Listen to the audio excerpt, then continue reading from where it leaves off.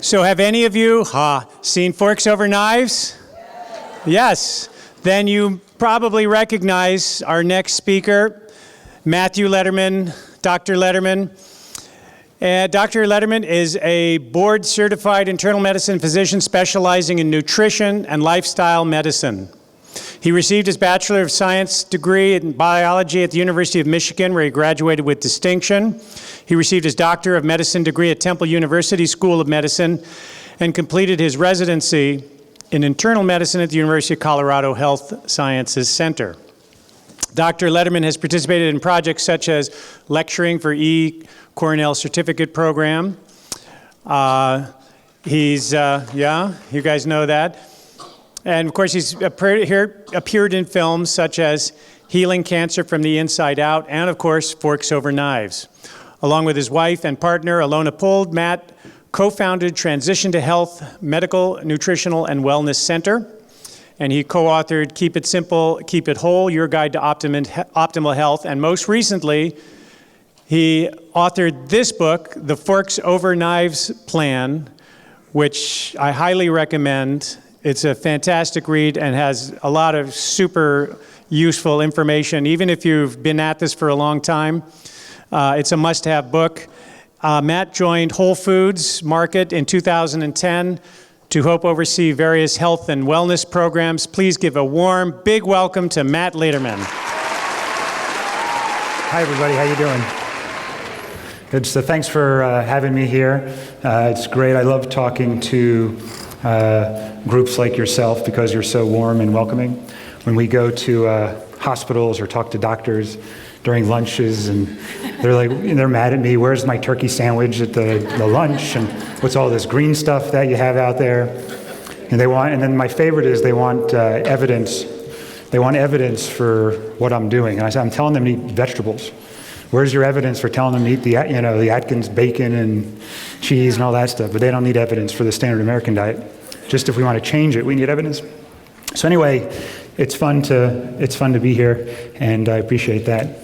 For those of you that don't know me, internal medicine trained, and then got sick of the conventional medical world. We weren't helping patients, we weren't getting people better.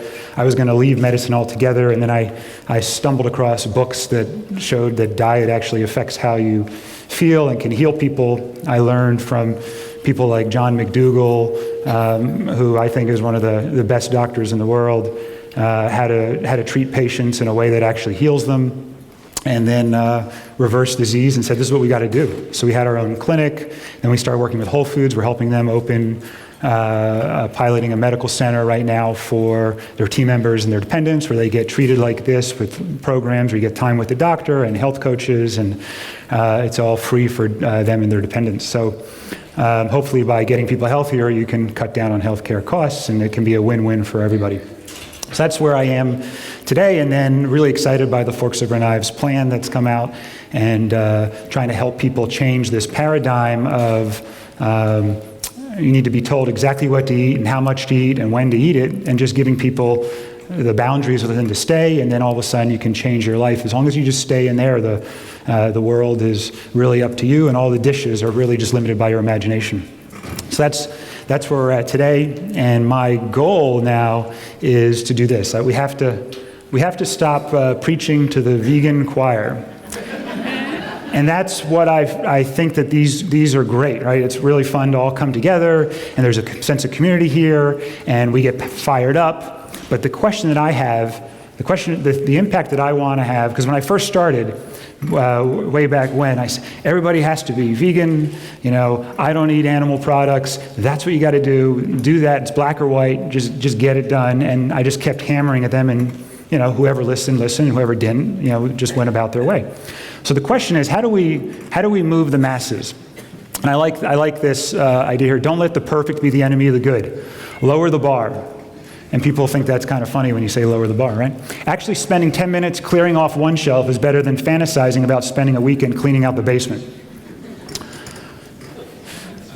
So the question I have for people here is, who feels like they have nothing they want to change? They look the way they want to look, they feel exactly the way they want to feel, I find when I ask that question, most people don't say, raise their hands. There's always something you'd like to change, improve, feel a little differently.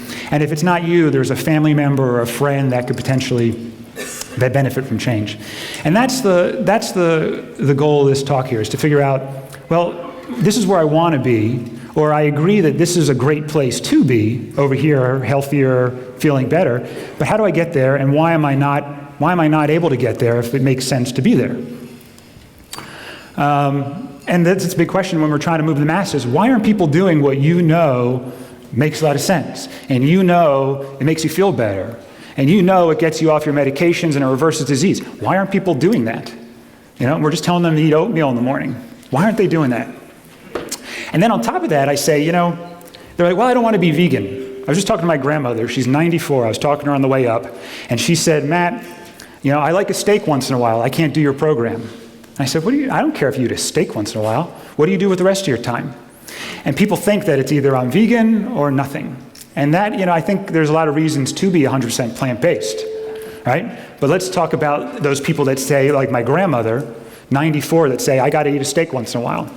Should I say, don't do the program? And I say to her, just let's make some small changes, and what could happen? Could you actually impact your health in any way that's noticeable? Look at this study, just came out. 21,000 men, no history of heart disease, diabetes, hypertension, high cholesterol.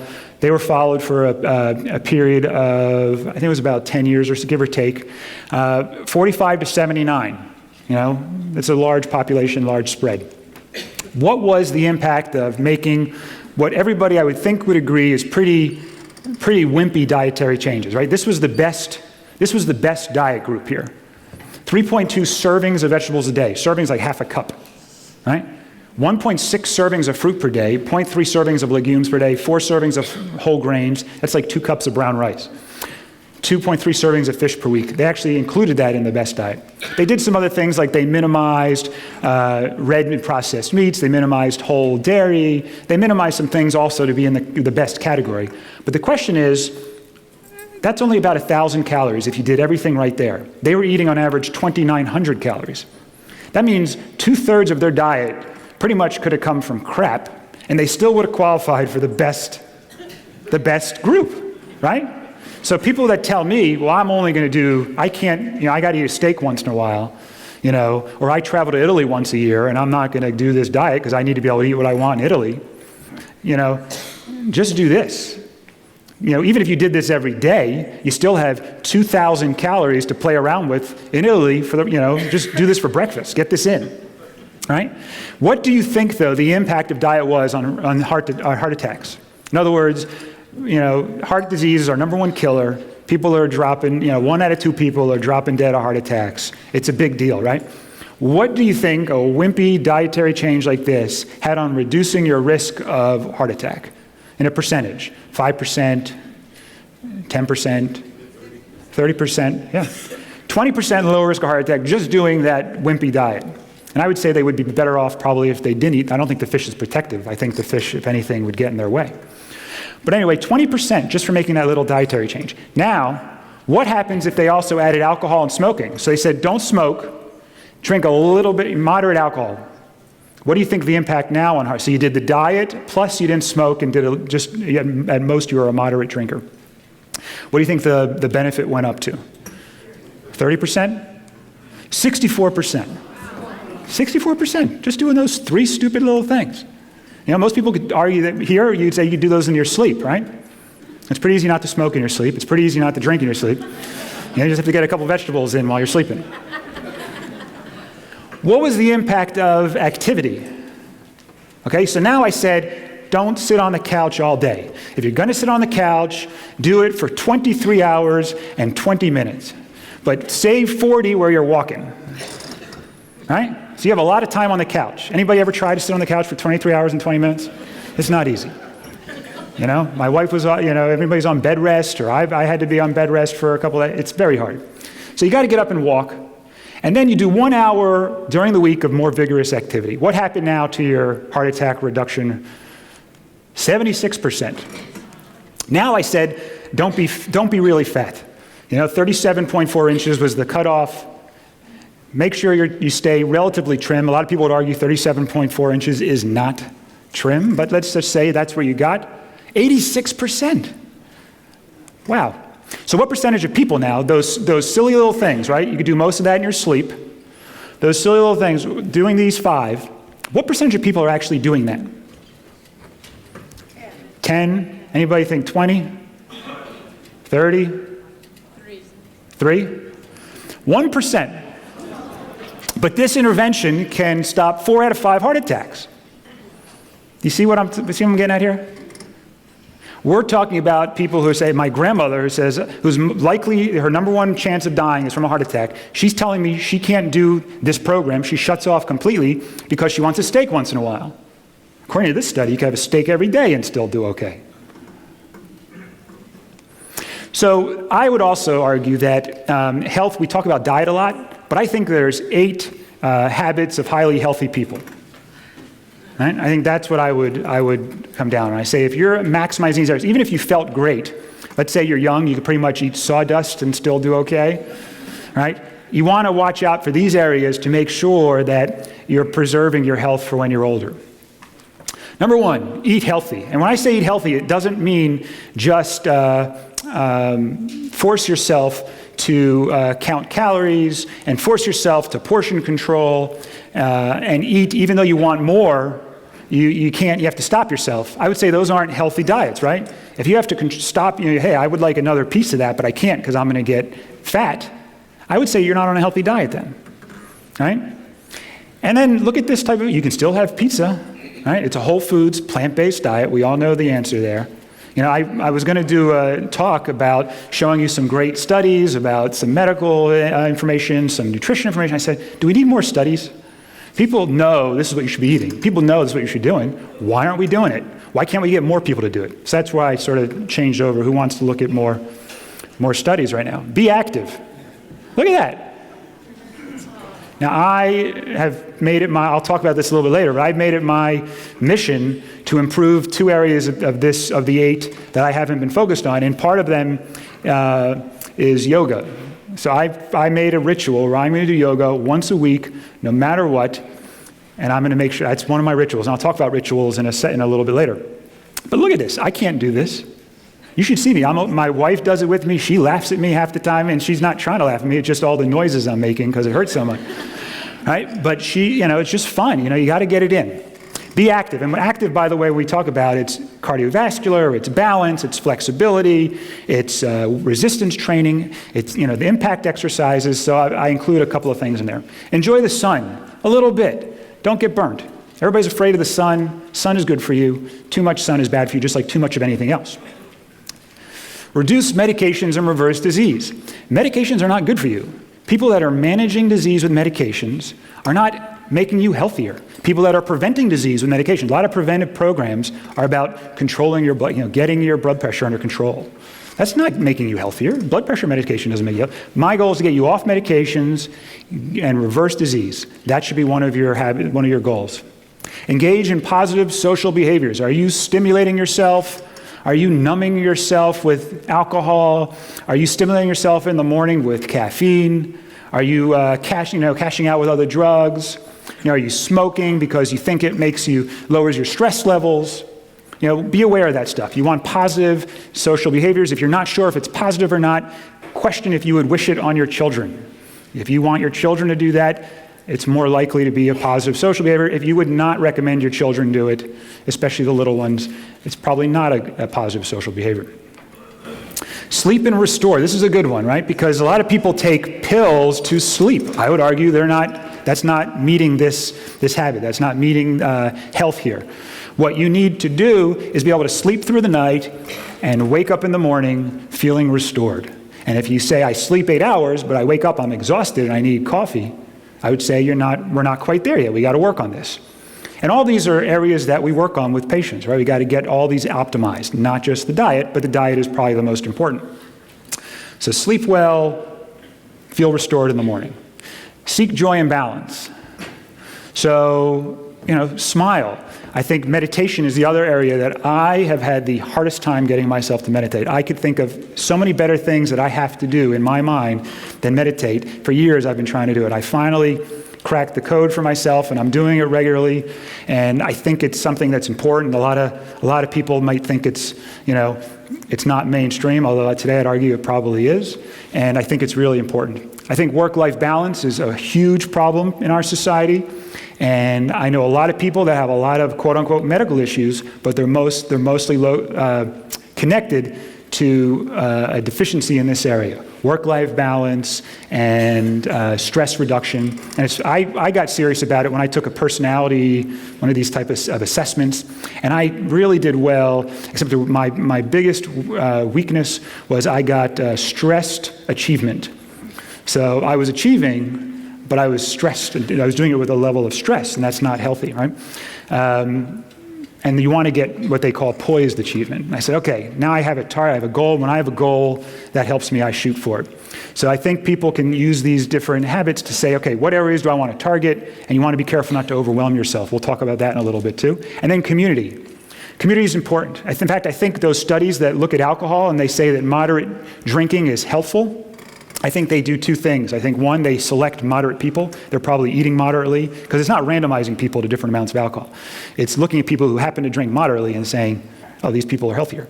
I think also when you don't overdo it, not only are you a moderate person, but going out for a drink with them, you usually do that with a group of people, and I think you enhance your community here. So you could probably do it with water too, right? If you didn't want to use alcohol. I'm not saying you have to drink to build your community, but I think that there's a real benefit there, and it's often overlooked. And then minimize deprivation. This is important because a lot of people can do a lot of those other things, but only for a period of time. And if you assess your deprivation level, if you assess how much willpower you're using to do those other areas, you can say, well, this is not sustainable long term.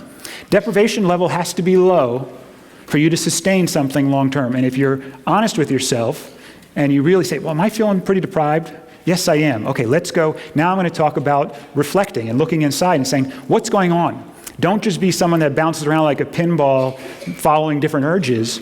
I'm just eating this because I feel like it. I just stopped at that restaurant because I felt like it. Well, what's going on? Why did you pass that fast food restaurant 10 times, 10 days in a row, and on the 11th day, you went in? It was the same food, same restaurant. What was different in your environment that caused you to go down that route? So how do we live those habits in a way that feels great? Because that's important, right? You got to feel good about this. You can't just be, oh God, I got to do these 8, I got to exercise, I got to do this, right? You got to somehow make it feel good. You got to do things for the positive reason. And what I would say is that the people that want to do two things, there's people that haven't heard about this program at all, and they want us to jump in. How can we help them achieve these areas and start looking at it? And then there's people that are doing it, but they'd like to take it to the next level. So decide who you are, decide who your friends and family are that you're talking to, and based on that, you might be able to figure out what direction you should be going and how the conversation should follow. And I talk about, there's lots of needs that motivate us. And what's nice about talking about needs instead of behavior strategies is that needs are universal. Everybody has the same needs. Everybody here has a need for health and ease and pleasure and acceptance and autonomy. But we all have different ways. We have different ways of meeting those needs. We have different behavior strategies we use to meet those needs. And we all have different priorities. For some people, health is more important, right? Someone that just went to the doctor and was diagnosed with cancer or heart disease, and their chest was about to be cracked open. Health became their most important need, and they would do just about anything, and they get scared into following and meeting this need, right? They say, I'm going to die if I don't do X, Y, and Z. You'll do X, Y, and Z. Fear is a great motivator, but it doesn't sustain you long term. So what I define health as is I say, hey, I want someone that says, I want to stop going to the doctor, I want to get off my meds, I want to feel great. And who wouldn't want that, right? Everybody in this room wants that. Everybody you know wants that. Why don't they do what we know will lead them to that? Because they think that they don't know this, they couldn't verbalize it, but subconsciously they're worried that these other needs are not going to be met. Pleasure, ease, acceptance, autonomy. And that's what forces them away. If you could tell them, hey, I'm going to make this lasagna. It's going to taste just as good as your lasagna you're used to, that you love. It'll taste the exact same amount of pleasure. I'm going to follow you around all day with a tray of lasagna so that you can eat it whenever you're hungry. And I'm going to make it for you, and that's it. Who wouldn't eat that food, right? And if you eat that food, you'll feel great, you'll get off your meds. Everybody would say yes, right? So the question is, how close can we meet all these other needs? So ease. It's too much work to eat healthy. You want me to cook what? I remember when I first started, I was a fast food guy. I ate a lot of fast food, and I tried to do this plant-based diet. I ate rice and beans for about a week, and I said, not only do I feel great, but I can't live off of rice and beans. I'm going to go nuts. So I went and I got a vegan cookbook, and I tried making this French toast. It took me 6 hours to find all the ingredients and to cook this stuff, but it tasted great, right? So I remember thinking to myself, well, I like French toast, but I don't want to take 6 hours to do this every day. But the point was, some people think you can't ever have French toast again. That was my initial thing. And if someone told me to be healthy, you got to eat rice and beans and only rice and beans, that's a dilemma, right? Because the only strategy to be healthy is to eat rice and beans, you're in trouble. Pleasure, this is important. Food's got to taste great. What if the food doesn't taste good? And then for the other, you want me to take 20 minutes out of my day to meditate? You know what I could be doing? You want me to do yoga? Does that even help you in any way? How does that help you? And then you try it and you say, wow, this actually does a lot for you. But anyway, people will say, don't tell me to do yoga. I have all these men that you're telling me to do yoga? That's for women. Don't do that. And I'll say, you're crazy. I bet you, as strong as you are, these women could do a lot of that stuff that you couldn't do. And I was the first person to experience that, and I said, my God, look at these people. They're like one hand, they're bouncing, I'm falling over. I was the guy that had like 6 bolsters to try and touch my feet together. I was on a tower, everybody's looking at me. But the point is you say, wow, this is actually more impressive than you thought. Acceptance. I want to be accepted, right? Does anybody, this happens like people that stop drinking, all of a sudden their friends don't invite them out. You change your diet and they're like, well, that's a vegan person. I don't want to cook vegan. I don't even know how to cook vegan, so I'm not going to invite them to dinner. And that's a big deal, right? Who wants to lose friends? I actually lost some friends when I first made this change. And part of it was because I didn't have the right communication techniques to sort of communicate what I was doing and to sort of ease stress. But the bottom line is that you have to include this. I had a friend that went out to dinner and he goes, all you can eat is rabbit food? And he said that to me, and I never forgot it. And the point was, all I could eat at that restaurant was salad. But in general, I don't live off of salads. But he didn't, we went to some steakhouse or something. I don't remember what it was, but they didn't even have potatoes. And, I ate salad because I was there for the social. I wasn't there for, sustenance. Autonomy. Don't tell me what to eat. Does anybody, you see this program on your own and you go home and you say, honey, we're going vegan. And they say, what are you, nuts? Maybe you're going vegan, but don't tell me what to eat. And all of a sudden the barriers come up and they're like, whoa, there's a way to disarm that. There's a way to disarm that. And what you want to do is you want to reassure them that, hey, I'm not going to make you do anything you don't want to do, but I do need understanding. I do need support. By the way, see how those are needs, right? Understanding is a need. Support is a need. Everybody wants those. So you start talking about needs, and we can say, well, how can we meet those needs for you? Here's a strategy. You can stop making fun of my food. So you can come up with the strategies afterwards. Let's get the needs on the table. So those are but the 5 that I talked about are the ones that come up most often when you're talking about diet and lifestyle change. I like this. Don't tell me to improve my diet. I ate a carrot once and nothing happened. Anybody know someone like that? Yeah. What are the most important needs and strategies that resonate for you? That's what you have to identify. A lot of what we did in the Forks Over Knives plan was trying to set up this new paradigm where people start building the world the way they want it, and we just give them the boundaries within to live. We don't say eat oatmeal for breakfast and this for lunch and eat this for dinner. What if you don't like oatmeal? So you have to tell me, and also what if you're not, you're not worried about pleasure, you're worried about ease, but I'm so focused on making this 6-course gourmet dinner, and your need right now is ease. We're missing each other. So we got to give them the framework, and then they can execute it in their lives. So, there's some people you talk about where, hey, foodies, they're like, I'm not going to sacrifice taste. That's most important. Health. I'll eat cardboard if I don't have to get bypass surgery. So it sounds like health is more important to that person. Ease. I'm willing to eat the same thing every night If I don't have to, I do not want to cook new stuff. Just tell me what to eat, I'll eat it over and over again. Ease is more important to that person. Acceptance. I'm joining the vegan meetup groups. I'm talking to people that are like me. I got to be around people that support what I'm doing, particularly early on. It's like, going home to, going home to family that it can be a little bit rougher sometimes where they're giving you a hard time. Some families are more accepting, but the point is acceptance is important, and we can give people strategies on how to meet that need, particularly earlier on with groups like this. Autonomy. My wife doesn't tell me what to eat. You say, good. I'm not going to tell you what, and doctors, any doctors here know that you can try to tell patients what to do, and they sometimes will even tell you they're doing it, but that's just because they might be scared. You haven't provided an environment for them to tell you what they really are feeling, what they're really needing. So you can't tell people what to do. You can encourage them, and in fact, it doesn't work, and we'll talk about that in a minute or two. But the idea is everybody needs to have their need for autonomy met as well. So what happens when you focus only on health? Has anybody been, I had this patient, she was a few hundred pounds overweight, and she ate carrot sticks for breakfast. And she was telling me that she felt so satisfied and there was no deprivation, and she was eating these salads for lunch.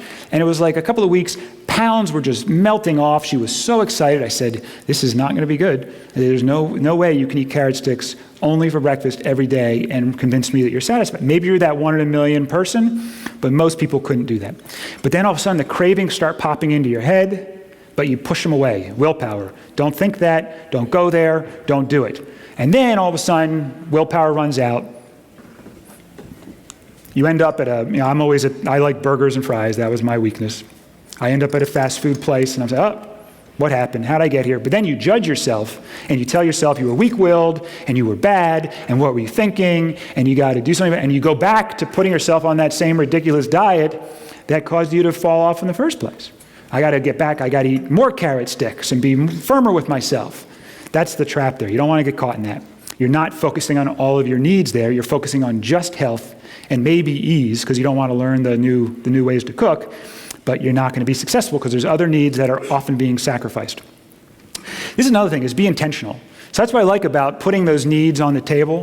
And you don't have to talk that way all the time, but the idea is just to be aware of what's going on here and to say, what is driving my behavior? You don't eat chocolate just because you like it. There's an addiction there. It's designed to make, the sugar and the theophylline and, it's designed, the fat, it's designed to make you want to keep eating it. There's something going on there. So I know that if I'm going to have a piece of chocolate, it is going to be very hard for me to stop eating it. What will stop me are two things. I run out of chocolate or I get physically ill.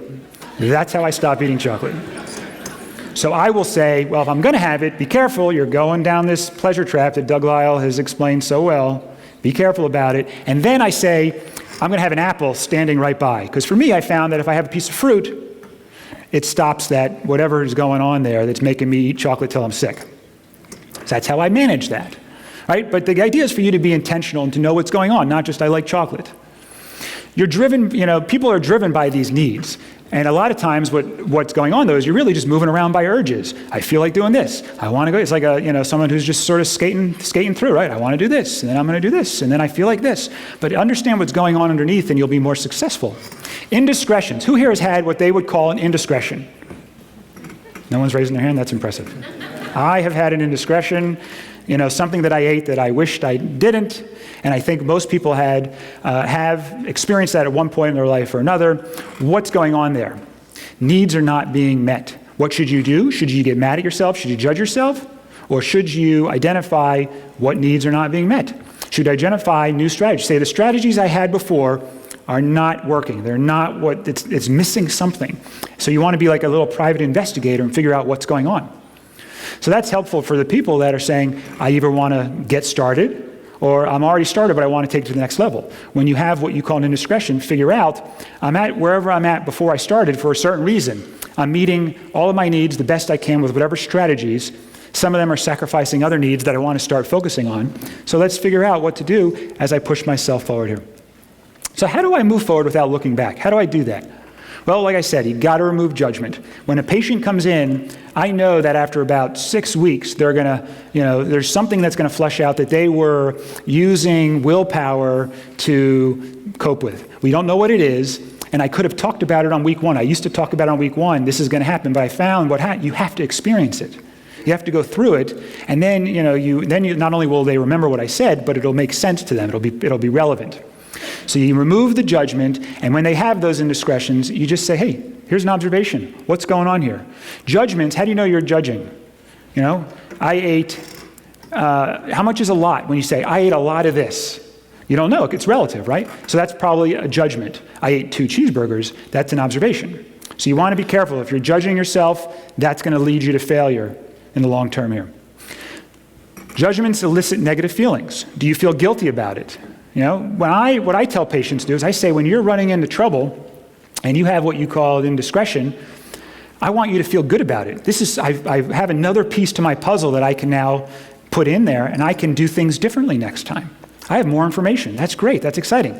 Without fail, patients come in, I ate meat, and they're looking down, and they're embarrassed, and it's like, who cares? What happened? If you didn't, some people wanted to eat the meat, some people didn't. What was going on in your life that led you down that road to do something you didn't want to do? Let's figure it out. Criticism requires judgment. I'm such a pig for eating all that chocolate. I'm disgusted with myself. I feel so guilty. That's not helpful. It's not helpful. You're not going to keep yourself on this long term. So what I want you to do is I want you to observe without evaluation. I ate half a cheesecake. I ate 3 hot dogs and 1 pint of ice cream. Hey, some people are laughing just because, without even thinking about it, there's a judgment that sounds like a lot, right? Maybe it's a lot, maybe it's not. Be curious. Well, why did I eat 3 hot dogs and a cheesecake? Why did I eat all that? What's going on there? I wonder why I stopped at that fast food place. I keep passing it, but all of a sudden I need to stop. What happened? What's not being met here? And then you assess what's most important to you. Look at all these needs here, right? There's a lot. There's a ton of them. You can get lists of these things. And you say, okay, this is what's most important to me. This is what I'm gonna focus on. Or when I run into trouble, which one of these is not being addressed, and how am I going to address it? And then, remember I said, don't sacrifice one need over another. We have multiple needs. They're happening at the same time. If you're using willpower, it's usually a sign that you're sacrificing one need for another. Otherwise, you wouldn't need willpower. If all your needs are met, willpower disappears. You don't need willpower. It just feels good to do it.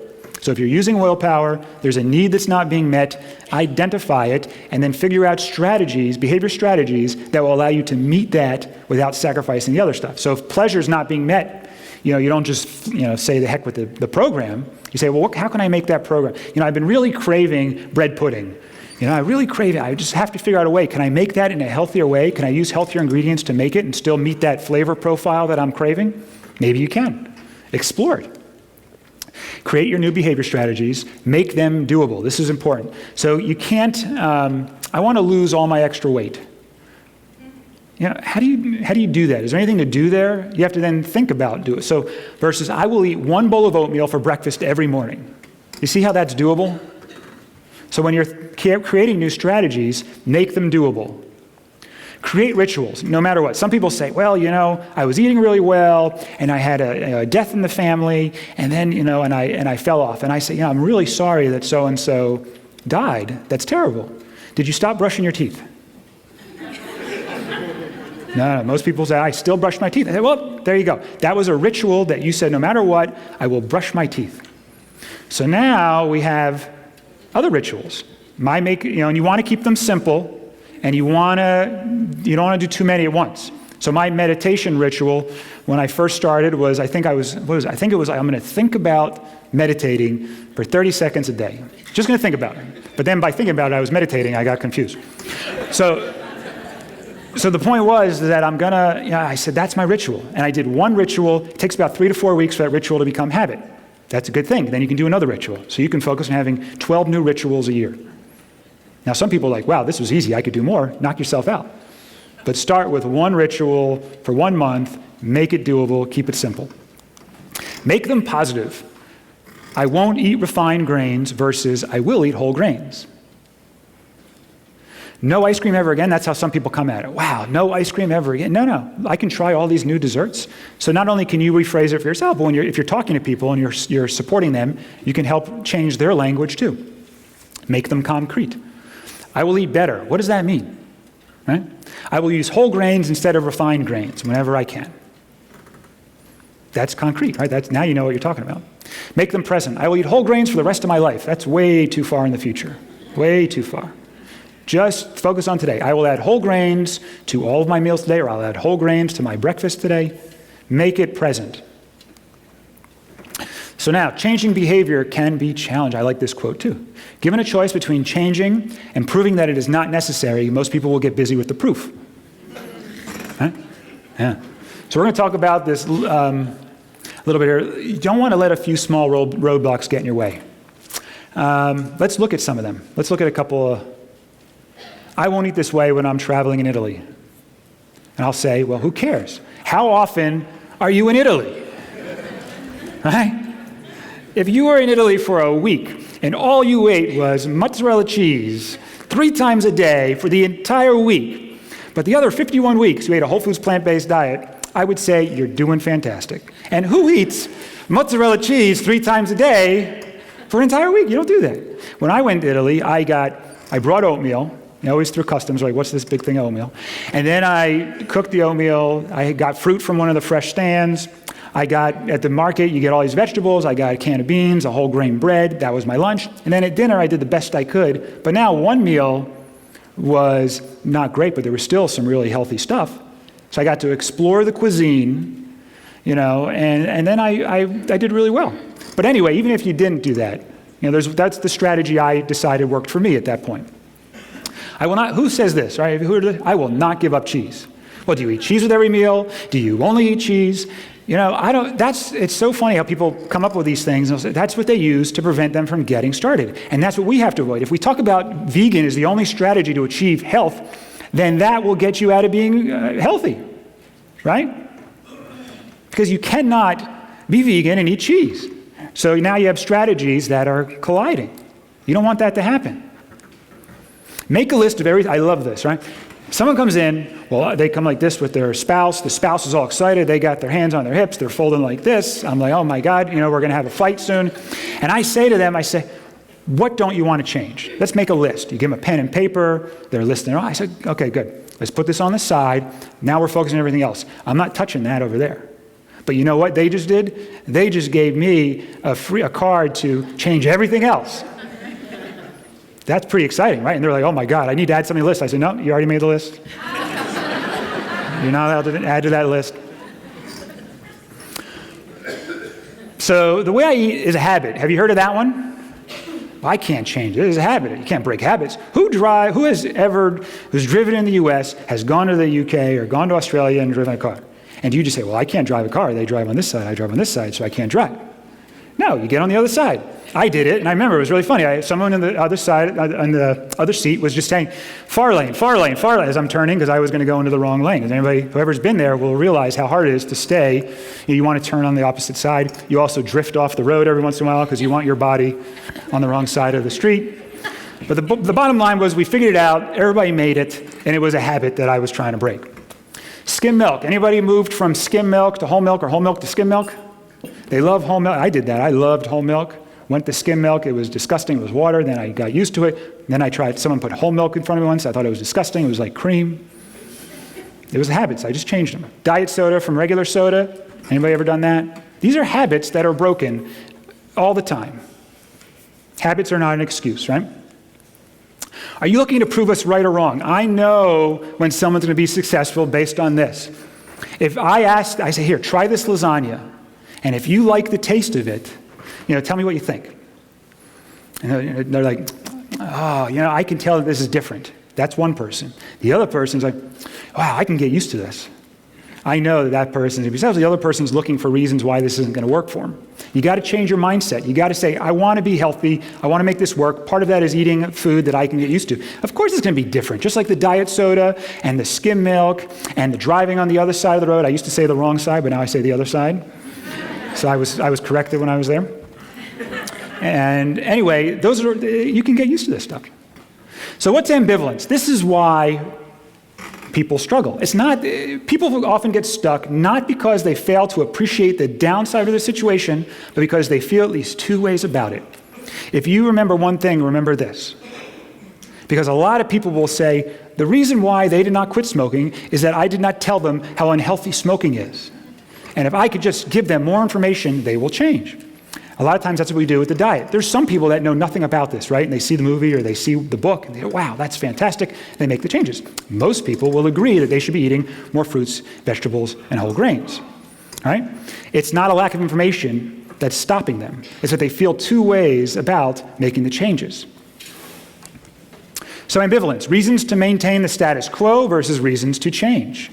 It comes down to the cost of the status quo plus the benefits of change versus the cost of change and the benefits of the status quo. And whichever way that equation lies for that person is which direction they will go. On a scale of 1 to 10, how important it is to everybody in the room here, just think to yourself, how important is it to make healthier lifestyle choices? All right, and then think that if you're, doing really well, think about a friend that you might ask, how important is it to you that you make healthier lifestyle choices? Get a number from 1 to 10. You likely have some ambivalence if you didn't pick 1 or 10, right? Because if you picked 2 through 9, there's reasons to do both ways. Does that make sense? Most people will pick between a 3 or 7, which means most people are ambivalent, which means most people want to change, but they also want to stay the same. So how do we help them change? It's not a lack of understanding, and my guess is that for those people that you're all thinking about right now, giving them another book is not the answer, right?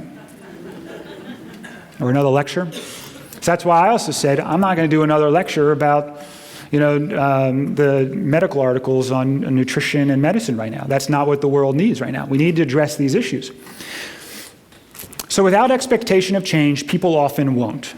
So that's good news, right? You can't just say, well, good luck. You got to say, there's an expectation that we change, but now how do we do that? You can't just be passive about it either. Well, we want to encourage people through the progressions of the stages of change. And these are called the trans-theoretical model behavioral change, and there's 5 stages, right? Pre-contemplation, contemplation, preparation, action, maintenance. A lot of people have probably heard of this. What is pre-contemplation? Change is like further than 6 months. They are not even thinking about it. These are people that, unaware. It's like a new diabetic patient that had no idea they were diabetic. They had no reason to change what they were doing. It's the person that's dieted 1,000,000 times and said, you know what, diets are for the birds. I'm not even thinking about that again. Then there's the contemplation. Change is going to happen within the next 6 months. They're sort of, I know my blood pressure's high. But I hate salads. I know my cholesterol's high, but like my grandmother, I need steak. They're just sort of like, they got that look in their eyes, Preparation, change is happening in the next month. That's exciting, they're already getting their feet a little wet. They're like, I'm having bacon and eggs, but I took a bite of your oatmeal. It's going to happen. It's going to happen. They're starting to get ready, but they're not quite in the action stage yet. I like this, they're parking further away. They're doing little things, right? You don't poo-poo those things. They're good. They're going through the stages, and if you try to push them through it, it's not going to work. Action, now we're talking, right? Significant change has happened within the last 6 months. They're actively doing stuff. They're changing to that plant-based diet. They've quit smoking. They're exercising. They've reversed their diabetes. They're losing the weight. Things are really happening now. That's action. And then there's maintenance. It's greater than 6 months. You want to keep that change. It's those people that, I've been eating a healthy diet for years. That's the maintenance phase. So remember, ambivalence exists in everybody. And it's very common. People think, they keep doing these same things. The drinker that says, I'm going to quit, the smoker that says, I'm going to quit, and they have another cigarette, another drink. That's normal. It's very common to do that. They're sort of navigating these stages. It's not that they don't care about it. It's not that they don't want to do it. They're just navigating these stages. So you got to see that as part of the process, not them, screwing things up. And then you want to encourage progression to the stage. But here's the key piece. How can you encourage each person to argue for their own change? They have to argue for their own change. You cannot tell them why they need to change. If you do that, it will backfire. And how do you do that? You just get clarity. You say, okay, I want to understand your ambivalence. I need to understand what's going on. I need to paint this very clear picture. You're not fixing anything. You're not giving advice. You're not telling them about how great you feel. You're focused on them, and you're trying to understand where are they through the stages of change? How do they feel? Where's their ambivalence coming from? What's going on? So what are their reasons to change? What are their reasons to remain in the status quo? Where are they in their stages of change? Where do they want to be, and how do they see getting there? So if you have a very open environment where you can have these type of conversations, you can get that information, and you can make that picture as bright and clear as you want. But the clearer that is, all of a sudden, when they're answering these questions, they're now making their own reasons for change, right? They're putting their own plan together for you. So you're not telling them what to do, you're helping elicit what we call their change talk. Remember what I said, this is called the righting reflex. You're trying to fix them. Do not fix them. If we push one way, they will push the opposite. If we argue for change, they will argue for it to stay the same. If it's like my 3-year-old. If I tell her one thing, it's always the other. That's just the way it is. Just be careful. So you want to get them to argue for their own change. That's the key. So, hey, can you tell me the advantages and disadvantages of making a change? What about remaining the same? Can you tell me what are the advantages and disadvantages? Your doctor told you to get on this diet. What are the advantages and disadvantages of doing that? I'm sure there's pros and cons, right? What about if you don't make the change? Are there pros and cons to that? What's going on for you? Can you tell me more information? Help me understand. I want to understand what's going on for you, because then you're going to know also what we talked about before. What needs are they worried about not being met? They're like, my doctor told me to be on this diet. You're thinking they just need more information on how to cook, and make these great meals, but really they just want to learn how to make it easy, and they want to be able to go shopping and not think about it. They don't know where any of these new ingredients are in the store. So you giving them all these extravagant recipes is missing what their ambivalence is coming from. So that's where you want to paint that clear picture. So how important is change to you? You want to get what their motivation is. You want to nail that down, because that's what's going to push them through the stages. So how important is change to you? Do you believe you can do it? And are you ready? Some people are like, yeah, I'm not ready. You say, good. Don't make any changes now. Just keep thinking about it. It's like me with the meditation. If someone told me you got to do 25, 30 minutes a day, or it's a waste of your time, I wouldn't have done it. I said, well, I'm not going to do it then. But I had somebody in my life that was like, whatever you can do, just do it right now. Make it ridiculously simple. What's your motivation? This is my motivation, to stay. I want to be around for my family in, 50, maybe 60 years. But not only do I want to be around, I want to feel good. I want to be on the floor playing with the grandkids. I don't want to be in the doctor's office 3 times a week, taking pills, feeling like junk. That's not what I want. Figure out what your motivation is, and then you jump on it, right? That's what you got to do. And everybody has to identify what the motivation is for themselves. And remember to think about in terms of drivers instead of behavior strategies, right? So someone that's talked about, well, I just like gambling, that's hard to deal with, right? Because you have to either tell them to gamble or not to gamble. You have a gambleaholic, I just like gambling. Well, actually, what they really enjoy is excitement and risk. So is there another way to meet that need for excitement and risk than gambling? I don't know. I want to smoke. I just need the smoke. I like smoking. That's a behavior strategy, right? What's really going on is I need to relax. Or for some people, they're bored and they smoke. I need stimulation. Well, is there another way to relax or get stimulation or whatever it is you're getting from that strategy that meets your other need for health? I like this one. People who won't bake without oil. Well, the food has to be moist. It's so dry. I say, okay, well, that's different than saying you won't give up oil, right? Because we all know you can make really moist, delicious food without oil. There's other ways to do it. So I love this. I was listening to John Kabat-Zinn, and it was so funny. He said, he was telling people to do his mindfulness-based stress reduction class, and he says, for 6 weeks, I want you to meditate, or maybe it's 8 weeks, meditate at least 6 times a week. And someone said, well, what if you don't like it? He said, I don't care if you like it. I'm not asking you to like it. I'm asking you to do it for 6 or 8 weeks, and then we decide if you like it afterwards. And I love that. I was like, hey, just do it, and then you can evaluate it later. But that's where you make the ritual for that month, right? You just say, I'm going to do it no matter what. I'm not going to evaluate it until the end of the month, or whatever the time period is that you say. And I thought that was really strange. It's like, well, I don't care if you like it. I'm like, whoa, what do you mean you don't care if you like it? So this is where I like the analogy, too, of meditation, because I said, what he says was, he's like, just focus on your breath. That's it. It's like the easiest thing, right? Focus on your breath for 20 minutes, and you're done. That's it. It's not only the easiest thing, it's also the hardest thing, if anybody's ever tried to do that. Right? And then he has a great analogy too. He's like, and then what part of it was, I was saying, well, if I didn't do that, I was failing. It's like the diet, right? If I don't eat this way, I'm failing. And what happens? You stop doing it when you evaluate it that way. Versus what was part of the success was when you didn't think about your breath, when your mind wandered, you went over, and he said, once you realize what it was, you gently and kindly bring your mind back on the breath without any judgment. Well, what happens when I find myself eating something I don't want to be eating? Or I'm not exercising and I was on the couch for a week. And then I say, once I'm aware that I'm doing something I don't want to be doing, or I would rather be doing something else, I gently and consistently bring my mind back. And the success of meditation is not that you never wander, but that every time you wander, you get better and better at bringing yourself back without judgment. That's the key. And once you realize that, every meditation session is successful as long as you are nice to yourself. And that's how you can be on the diet. Everybody can be successful on their transition to better health as long as they're nice to themselves and they don't give up. It's that simple. So it's like learning a new language, right? Everybody heard this analogy? Where it's like all of a sudden you grew up speaking English. You didn't choose to speak English. You were brought up speaking English. You were brought up eating this way. And all of a sudden someone's like, you got to speak Japanese. And you got to do it, and then you'll be healthy. Stop speaking English. You're like, holy moly, I got to stop speaking English. I don't even know Japanese. What's going on here? And then you do it. You got to learn. What do you have to do? You got to learn a new vocabulary. That's like learning these new dishes. You got to perfect the accent.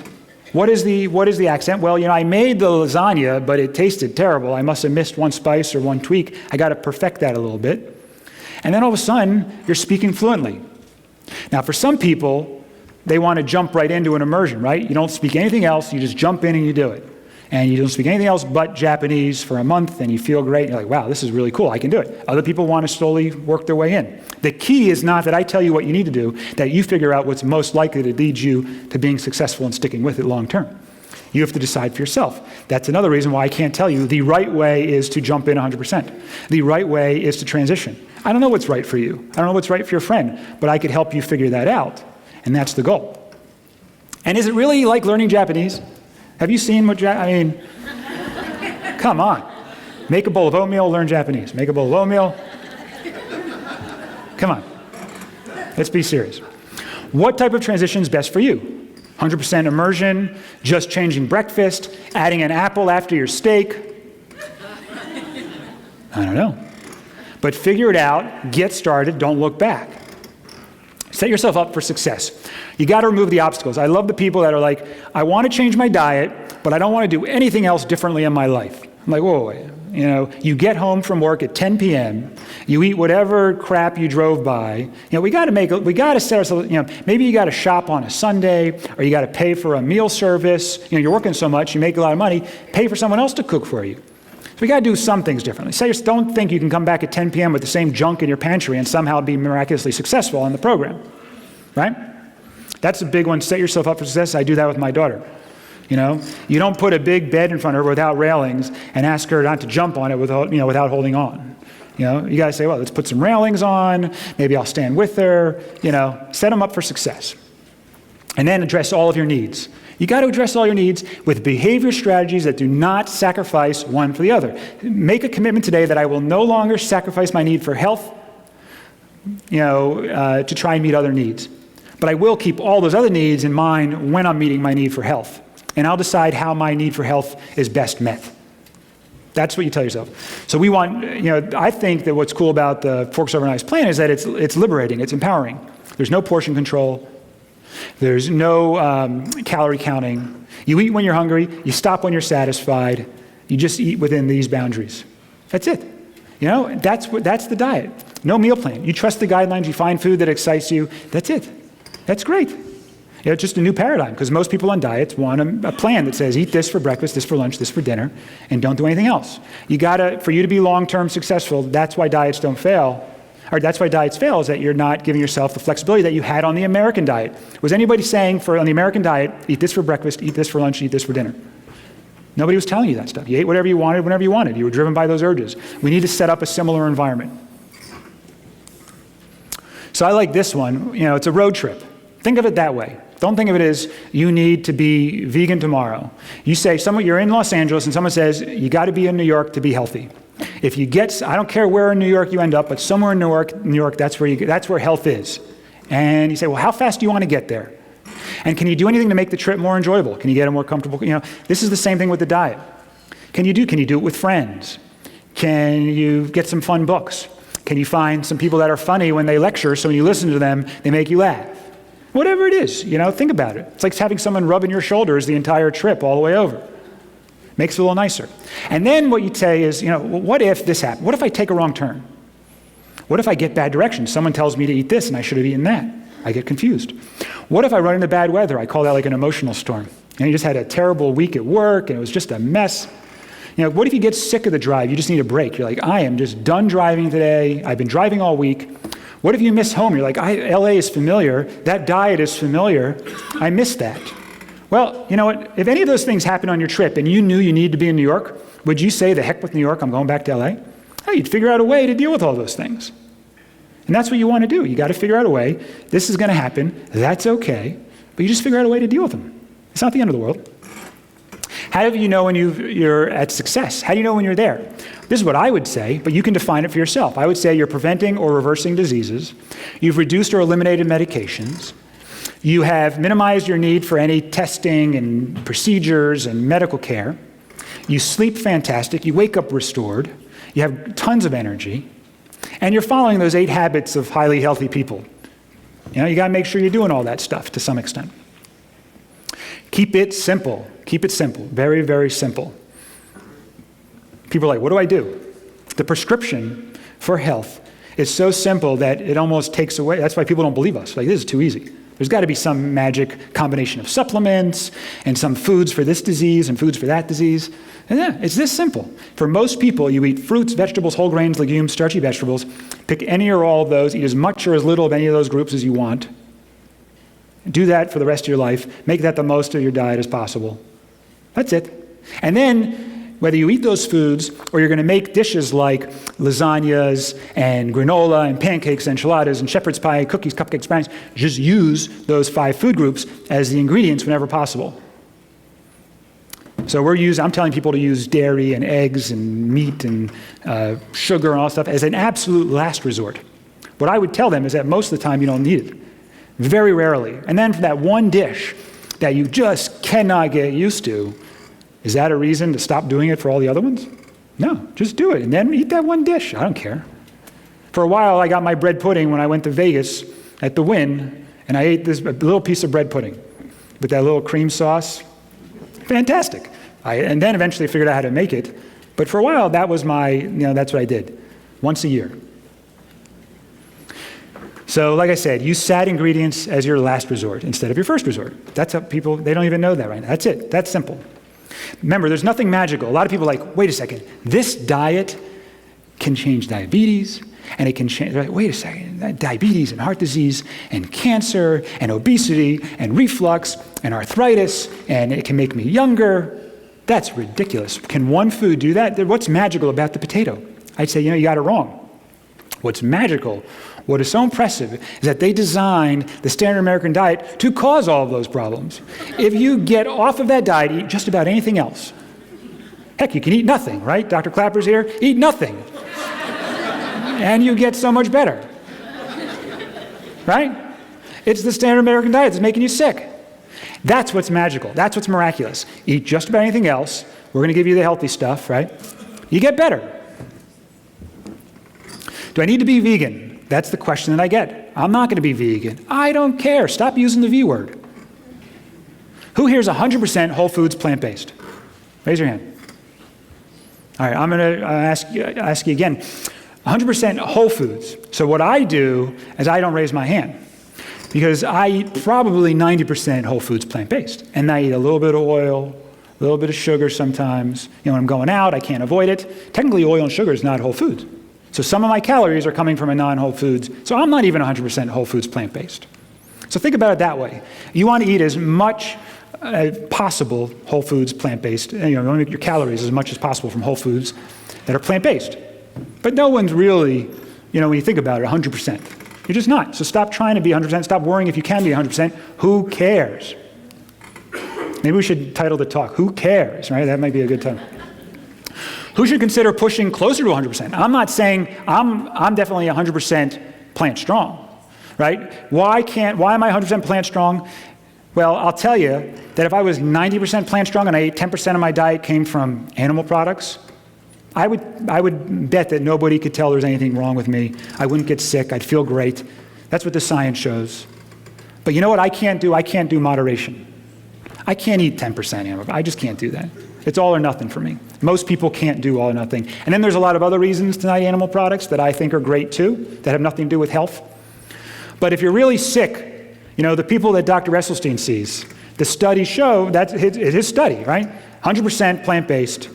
If I had severe heart disease that I needed to reverse, there's no question in my mind I would say do it. Even Ornish diet was like 97% plant strong. You have serious disease, you can't mess around, you jump right in. But I'd say for the other people, you want to eat lower on the food chain. Plant strong. That's lowest on the food chain. You're worried about the environment. Plant strong. That's the best for the environment. Worried about animal cruelty. Plant strong. Right? Those who don't care about dietary change, you're like, I didn't know this, but I could eat whatever you tell me. Well, eat plant strong then. Right? So there's lots of reasons to push, to closest to 100% as you can get plant strong, and as close as you can to whole foods, minimizing oil and sugar, added oils and added sugars, because they have no nutritional value whatsoever. But the more important thing is that as much of your calories are coming from those 5 food groups I talked about before. So if a little bit of oil or sugar is the only way that you can get those in, hey, that's better than nothing. But I would say that most of you, if you talk to chefs out there that know what they're doing, you don't really need that. And I'd say added oil is the easiest one to get rid of, even though people use it the most. There's so many ways to cook without oil. It's great. So no matter what you do, I like this quote. I don't care what you do. If you want to be 100%, if you don't want to be 100%, like I said, who cares? Just get started. The secret of getting ahead is just getting started. No matter what, do the best you can. Arthur Ashe, start where you are. Use what you have. Do what you can. This is one book that worked, it's all the secrets. Of course they work for us. We wrote it, right? That's what works. That's what we think is helpful. But find what works for you. There's a million books out there. Find one and do it.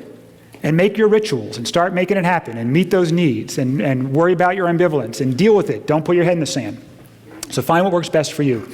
And do not give up. Our greatest weakness lies in giving up. The most certain way to succeed is always to try just one more time. And how appropriate from Thomas Edison. People would call him a success, right? And you know what? If you read about it, he's failed probably more than anybody in this room. But we would also call him one of the more successful people in this room. Failure is not an option. The will to win, the desire to succeed, the urge to reach your full potential, these are the keys that will unlock the door to personal excellence. Here's to making every day your best, guys. That's my family. That's my motivation. Thank you so much for listening, and I really hope you guys are as successful as you want to be.